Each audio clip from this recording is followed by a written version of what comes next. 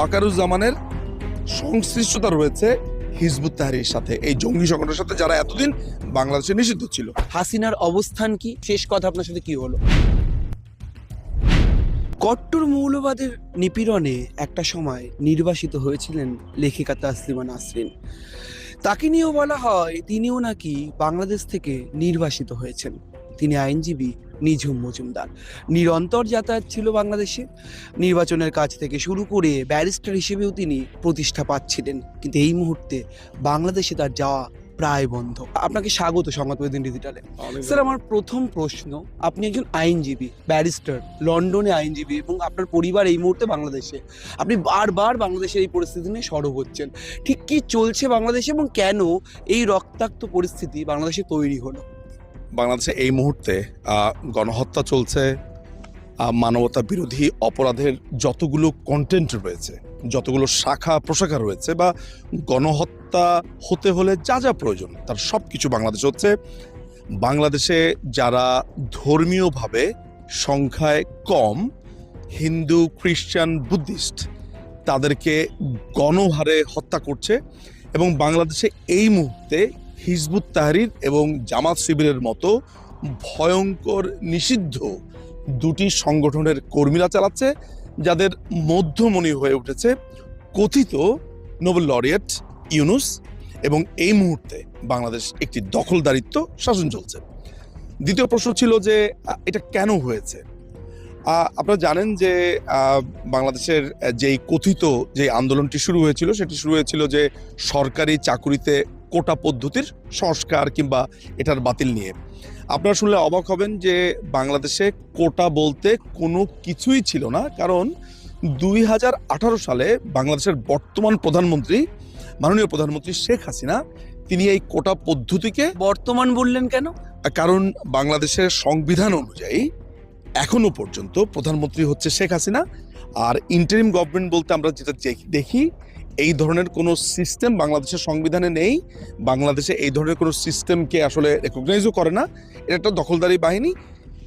আইনত এবং প্রত্যেকটা নিয়ম অনুযায়ী যদি আমরা ফলো করি বাংলাদেশে, তাহলে তিনি বাংলাদেশের প্রধানমন্ত্রী। তো যেটা বলছিলাম যে বাংলাদেশের কোটা সিস্টেমের যে ব্যাপারটা, সেটা ছিলই না। এই পুরো ব্যাপারটা হচ্ছে আদালতের। আমরা যদি সরকার হিসেবে এখানে হস্তক্ষেপ করি, অর্থাৎ আদালতের কার্যক্রমে, তাহলে তোমরাই আমাদেরকে বলবে যে আমরা আদালতকে নানানভাবে চালাচ্ছি, বা আমাদের কথাতেই আদালত উঠছে এবং বসছে। সরকার যখন আইনের শাসনকে এভাবে প্রশ্নবিদ্ধ হতে দিতে চায়নি এবং আইনের শাসনকে সমুন্নত রেখেছে, ছাত্রদের কাজ ছিল যে জোর করে কোর্টকে এক ধরনের ইনস্টিগেট করে, এক ধরনের ইনফ্লুয়েন্স করে তাদের পক্ষে একটা রায় নিশ্চিত করবার জন্য। সরকার এটাতে রাজি হয়নি। তখন তারা যেটা করলো সেটা হচ্ছে যে জামাত শিবির, হিজবুত তাহরীর অস্ত্র নিয়ে পুলিশকে হত্যা করে মেরে তারা যেটা করলো সেটা হচ্ছে যে সরকারকে নানানভাবে জঙ্গি অ্যাটাকের সম্মুখীন করলো। এবং বাংলাদেশের যে এয়ারফোর্স আছে, নেভি আছে, তাদের সমন্বিত একটি দল মাননীয় প্রধানমন্ত্রীকে একটি নিরাপদ স্থানে সরিয়ে নিলেন। বর্তমানে তিনি ভারতে অবস্থান করছেন, একজন আমাদের প্রতিবেশী রাষ্ট্রে। আমাদের প্রধানমন্ত্রীর উপরে জঙ্গি হামলা হয়েছে এবং কিছু চোর সেখানে ছিল, যারা মুরগি চুরি করেছে, হাঁস চুরি করেছে, এবং যারা গরু চুরি করেছে, যারা ঘড়ি চুরি করেছে, জায়নামাজ থেকে শুরু করে অসংখ্য জিনিস তারা চুরি করেছে। অর্থাৎ চোর এবং জঙ্গিদের এই আক্রমণের ফলে তার নিরাপত্তার কথা ভেবে তিনি এখন অন্য দেশে অবস্থান করছেন। শতাধিক ছাত্র বৈষম্য বিরোধী আন্দোলন করতে গিয়ে হাসিনার পুলিশের গুলিতে মারা গিয়েছেন। তারা বুক পেতে গুলি খেয়েছেন। এত মানুষের রক্ত, এত মানুষের মৃত্যু, তার জন্য তো হাসিনা দায়ী। বাংলাদেশে এখন পর্যন্ত জুলাই মাসে যে হত্যাকাণ্ডগুলো হয়েছে, প্রথমত তার কোনো তদন্ত রিপোর্ট আমরা এখন পর্যন্ত পাইনি। এই হত্যাকাণ্ড কে করেছে এইটা এতদিন হয়তোবা জল্পনা কল্পনা, নানান ধরনের কথাবার্তা বলা যেতে পারত, কিন্তু এই বৈষম্য বিরোধী কথিত জোটের একজন সদস্য হাসিব আল হাসান পরিষ্কার করে বলেছে, আমরা যদি এই মেট্রো রেলে আগুন না দিতাম, পুলিশ হত্যা না করতাম, মানুষ হত্যা না করতাম, তাহলে সফল হতাম না। এক নাম্বার। সমন্বয়কদের মধ্যে থেকে যদি কেউ বলে যে হত্যা করে আমরা এই অবস্থানে পৌঁছেছি, আপনি নিশ্চয়ই এরপরে আর তর্ক করতে পারেন না। নাম্বার ওয়ান, বাংলাদেশের পুলিশ 7.62 মিলিমিটারের গুলি ইউজ করে না। এই গুলি পাওয়া গেছে। এই গুলি বাংলাদেশের পুলিশ ইউজ করে ছররা গুলি।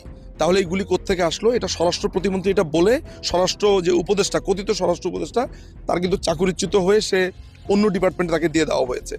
ফলে এখনো পর্যন্ত এই পুরো ব্যাপারটাকে ধামাচাপা দেওয়া হয়েছে। এবং আপনি শুনলে অবাক হবেন যে কিছুদিন আগে শুভ আফ্রিদি নামে এক জঙ্গি সে পরিষ্কার করে বলেছে যে সে কিভাবে AK-47 দিয়ে হত্যাকাণ্ড ঘটিয়েছে।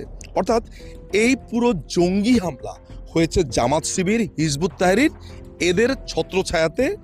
এরা পাকিস্তানের ISI থেকে অস্ত্র নিয়ে এই ছাত্রদেরকে মেরে এটার নাম দিয়েছে প্রধানমন্ত্রী। বৈষম্য বিরোধী আন্দোলন পুরোটাই তোমার মানে জঙ্গি আন্দোলন, মানে আপনি বলছেন চক্রান্ত, ইচ্ছাকৃত হাসিনাকে তাড়িয়ে দেওয়ার জন্য আন্দোলন, এবং বাংলাদেশকে একেবারে সেই পাকিস্তান, সেই 1947-এর আগের পরিবেশ, রাজাকারের পরিবেশ পুরোটা ফিরিয়ে এলো তার বাংলাদেশে, মানে ফিরে এসছে নাকি আসছে?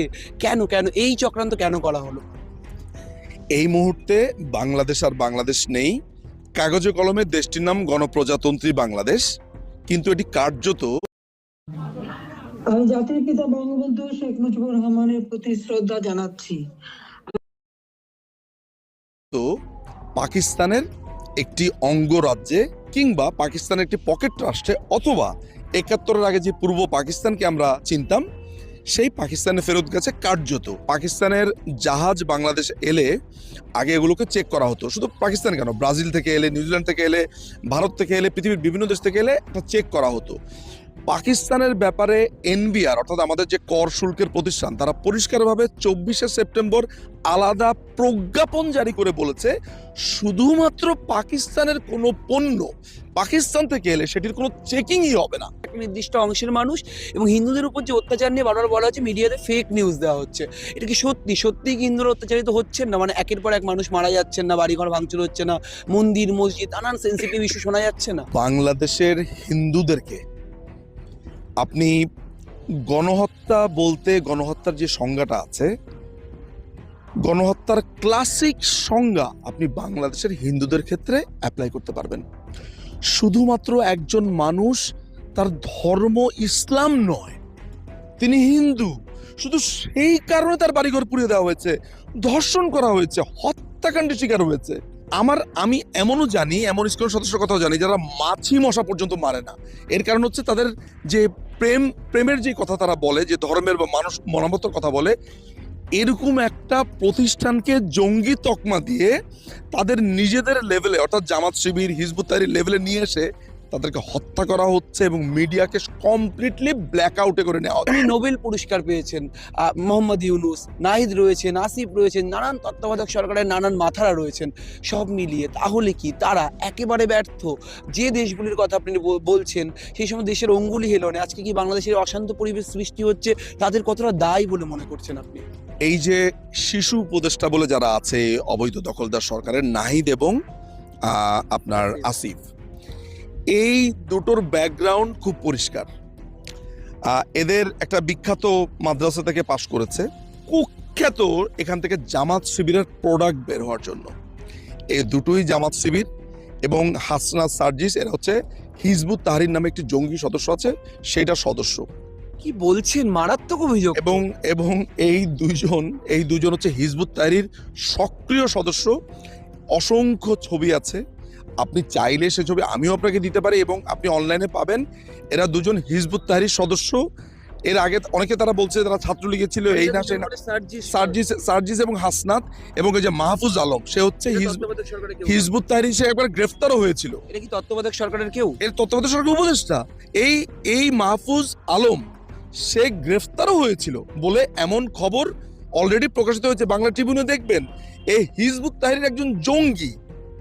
এই সার্জিস এবং হাসনাত, তাদের পাশে হিজবুত তাহরির লোকজনদেরকে নিয়ে মিটিং করার শত শত ছবি আছে, লুটপাটের ছবি আছে। মানে উপদেষ্টা যারা রয়েছেন তারা জঙ্গি বলছেন? এটা কমপ্লিটলি হিজবুত তাহরির একটা প্যানেল। বাংলাদেশের সেনা প্রধানও আপনার এই যে হিজবুত তাহরির সাথে সংশ্লিষ্ট ছিল, এখন সব বের হয়ে আসছে। এই দুজন হচ্ছে হিজবুত তাহরির সদস্য এবং মাহফুজ আলম তাদের প্রধান ব্যক্তিত্ব এই হিজবুত তাহরির। এবং এই যে সেনা প্রধান ওয়াকারুজ্জামানকে আমরা জানি, সে এবং তার বাবাও তার তার অভিযোগ আছে তার বাবা একজন রাজাকার ছিলেন, শান্তি কমিটির শান্তি বাহিনীর ছিলেন, এবং এই ওয়াকারুজ্জামানের সংশ্লিষ্টতা রয়েছে হিজবুত তাহরীরের সাথে, এই জঙ্গি সংগঠনের সাথে, যারা এতদিন বাংলাদেশে নিষিদ্ধ ছিল। ভারতের সেনাবাহিনী গিয়েছিল, একটা বিরাট ইতিহাস রয়েছে রাজাকার তাড়িয়ে দেওয়া থেকে। ভারতের সঙ্গে বাংলাদেশের একটা ভালো বন্ধুত্বপূর্ণ সম্পর্কের ইতিহাস রয়েছে, সেই সম্পর্ক তলানিতে চলে গিয়েছে। কলকাতা তো এমনিও ভালোবাসার শহর। এখানে যে আমি এসে আজান শুনবো আমি কখনো কল্পনাও করিনি। কলকাতার মতো শহরে 5 বেলা আমি আজান শুনছি, অথচ বাংলাদেশ থেকে ছড়ানো হয় এখানে নাকি মুসলমানদের উপর অত্যাচার হয়। পুরো ভারতবর্ষে যেভাবে আমি হিন্দু, মুসলিম, খ্রিস্টান, বুদ্ধিস্টদের সহাবস্থান দেখেছি, এটা অসাধারণ। আপনি যেটা বলছেন যে দেখেন, একটা দীর্ঘ সময় ধরে ভারত বিদ্বেষ বাংলাদেশে ছড়ানো হয়েছে। কারা ছড়িয়েছে? যারা পাকিস্তানপন্থী, তারা বলছে যে 2 পাকিস্তানের বিচ্ছেদ ঘটিয়েছে ভারত, অথচ তারা ভুলে যায় এই পাকিস্তান বাংলাদেশের 30 লক্ষ কিংবা তারও অধিক মানুষকে খুন করেছে, 2 লক্ষ কিংবা তারও অধিক নারী শিশুকে নির্যাতন করেছে, নারীদেরকে ধর্ষণ করেছে। 1 কোটির বেশি শরণার্থী ভারতে আশ্রয় নিয়েছিল। এত অবদানের পরে যারা বলে ভারত আমার বন্ধু রাষ্ট্র না, ভারত আমার 2 ভাইকে আলাদা করার জন্য করেছে, এমন একটা নিমকহারাম অংশ, বাংলাদেশের সবাই না কিন্তু একটা নিমকহারাম অংশ দীর্ঘ সময় বাংলাদেশে বেড়ে উঠেছে, ফুলে ফেপে উঠেছে। আমি আমার ব্যর্থতা স্বীকার করি, এদেরকে লোকেট করতে পারিনি, এদের বিরুদ্ধে গত 53 বছর আমরা ব্যবস্থা নিতে পারিনি। নেকড়ে ভেড়ার চামড়া পরে সে ভেড়া সাজে, এই ভেড়া সেজেছিল মাননীয় প্রধানমন্ত্রী বা প্রশাসন, তারা বিশ্বাস করেছিল, অথচ তারা ভেতরে ভেতরে শান দিয়েছে। হ্যাঁ, আমি বলবো যে আরো সতর্ক থাকা উচিত ছিল। প্রধানমন্ত্রীর সঙ্গে আপনার বেশ ঘনিষ্ঠ সম্পর্ক বলা হয় নানানভাবে। এখন এই মুহূর্তে হাসিনার অবস্থান কি? আমলিগ কি সত্যি ফিরছে এবং নির্বাচনে আমলিগ কি ঘুরে দাঁড়াচ্ছে কি না? আমলিগের এই মুহূর্তে অবস্থান, বিভিন্ন কর্মীরা ঘর ছাড়া রয়েছে বলে অভিযোগ উঠছে, সব মিলিয়ে এটা, এবং হাসিনা ঠিক কেমন আছেন এবং তিনি কি, শেষ কথা আপনার সাথে কি হলো? খুব ভালো আছেন, তিনি সুস্থ আছেন, তিনি নিরাপদ স্থানে আছেন, এবং আমরা জানি যে বাংলাদেশে মুক্তবুদ্ধির জয় হবে, বাংলাদেশে মুক্তিযোদ্ধাদের জয় হবে, এবং যখন আমরা বাংলাদেশকে পুনর্বার স্বাধীন করব, অর্থাৎ বাংলাদেশে যখন আমরা আবার ক্ষমতাতে যাব, যেটা বাংলাদেশের মানুষ এখন বোঝা শুরু করেছে, সেই সময় আমরা কিন্তু প্রতিশোধ নিব না। আমরা কিন্তু সেখানে এমন কিছু করব না যেটা অন্যায়। বাংলাদেশের সত্যিকার অর্থে আমরা চাই প্রত্যেকটা মানুষ শান্তিতে সুখে বাস করুক, কিন্তু যারা এই কোমলমতি শিক্ষার্থীদের বিভিন্ন রকমের মিথ্যা বুঝিয়ে ভুল পথে পরিচালিত করেছে, যে শেখ হাসিনার সাথে বাংলাদেশের 20 কোটি মানুষের সম্পর্ক রয়েছে। মাননীয় প্রধানমন্ত্রী এমন একজন মানুষ যার সাথে মানুষের অবচেতন মনেও কথা হয়, স্বপ্নেও কথা হয়, সরাসরিও কথা হয়, কারণ মাননীয় প্রধানমন্ত্রী সবার অন্তরে সোনার বাংলাদেশ চান। মাননীয় প্রধানমন্ত্রী এই নৈরাজ্যের অবসান চান, এবং তিনি চান বাংলাদেশের প্রত্যেকটা মানুষ 3 বেলা খাবে, সুখে শান্তিতে থাকবে এবং ভালো থাকবে। মাননীয় প্রধানমন্ত্রী একজন অসাধারণ মানুষ। তার কথা হচ্ছে যে যারা যেসব ছাত্ররা করেছে, তিনি কিন্তু বারবার তার এর আগেও ভাষণে বলেছে, আমার ব্যক্তিগত কথা আমি এখন বলতে চাই, সেটা হচ্ছে যে এই জেনজিরা বা যারা আন্দোলনে গেল, তাদের প্রতি আমার রাগ ক্ষোভ কিচ্ছু নেই, কারণ তারা তো গেছে এইটা চিন্তা করে যে আমার দেশ মনে হয় শেষ হয়ে গেল, আমাকে মনে হয় মেরে ফেললো। কিন্তু এই যে মিথ্যা বোঝানো হলো, বা যেই জঙ্গিরা এই মিথ্যা কথা বোঝালো, তাদেরকে প্রপারলি আইন জবাবদিহি করবে, আইনের কাছে তারা বলবে তারা অপরাধ কেন করেছে এবং আইন তাদেরকে শাস্তি দেবে। এইটা আওয়ামী লীগ সরকার নিশ্চিত করবে বলে আমি বিশ্বাস করি, এবং আইনের শাসন বাংলাদেশে প্রতিষ্ঠা হবে।